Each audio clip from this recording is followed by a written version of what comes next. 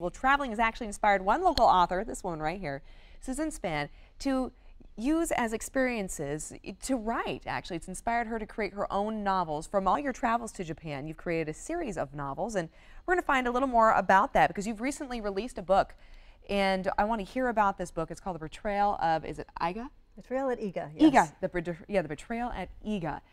So first, I want to know more about your traveling, Susan. So what drew you to Japan? Did you write before you traveled, or did you travel first and then write? You know, I actually wrote first and then traveled and then wrote some more. So it's kind of been an ongoing process. I've been interested in Japan really all my life. Back in 1980, so maybe not all my life, back in 1980 I watched the miniseries Shogun with Richard Chamberlain. Okay. Inspired me to learn more about Japan. I read all of his books, and then when I was in college, I majored in Japanese and Chinese history and language and culture. So it's always been a passion of yours. Always. How many times have you visited Japan? I have been, actually, the trip I just returned from was my third trip over there. So. Okay, great. And so you used your experience of traveling to Japan, your passion for the Japanese culture, to create a series of books. Your recent one has just been released, as we were talking. Tell me about this newest book.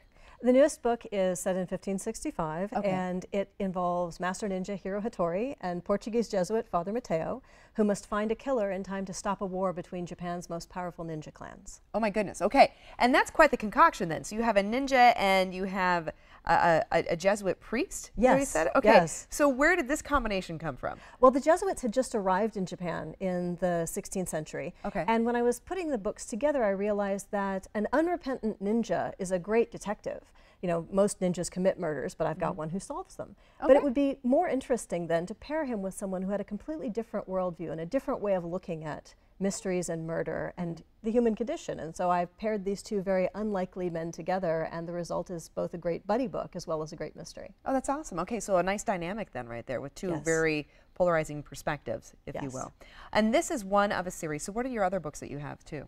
The first four books, they're all standalone really. It's the same characters, so the same detectives go through the books, but I wanted the books to be really standalone so that each mystery takes place in a different aspect of Japanese culture. The first one takes place in a tea house, and then there's a book in the acting culture and a book involving the samurai and the shogun. And so every book, a reader can enter the series at any point and pick up whatever book they're reading without being lost. Oh, that's wonderful. So they don't have to go in succession. No. They can pick and choose whatever adventure they want to start at. Exactly. Wonderful. And then this is something they can all experience and learn more about because they get to meet you. You have book signings coming up. I do. In fact, I have one tomorrow night, which is July 14th at Face in a Book in El Dorado Hills. I'll be there from 6:30 to 8 p.m. And then a week from Saturday, July 22nd, I'm at the Barnes & Noble at Birdcage in Citrus Heights at 1 p.m. Wonderful. Okay. And I want to know, what inspired you to write? You know, I have always loved writing in books from the time that I was young, but this particular series, I was actually getting ready for work one morning in 2012. I was putting on eyeliner, which seems to be like the source of all inspiration. I don't know.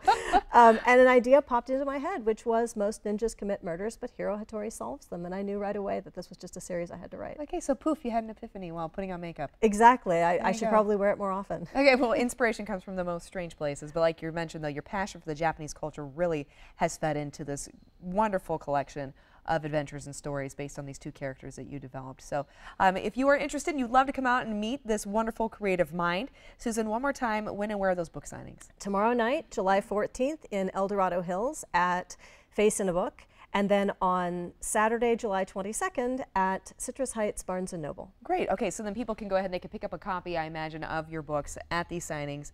Yes. And if they're already big fans, bring the ones they have and you'll go ahead and... Absolutely. I'm glad to sign. Wonderful. Thank you so much. Greatly appreciate it. And congratulations, though, on your adventures. Thank you. And she just got back, actually, from Japan, believe it or not. You said just like on the 11th? On the 11th. I'm 48 hours back in country. 48 hours back, and you wouldn't even know it. I would have such serious jet lag right now. Serious. And you're just like, you're like a shining little star there. Totally on point. Thank you. Okay, Susan, thank you so much.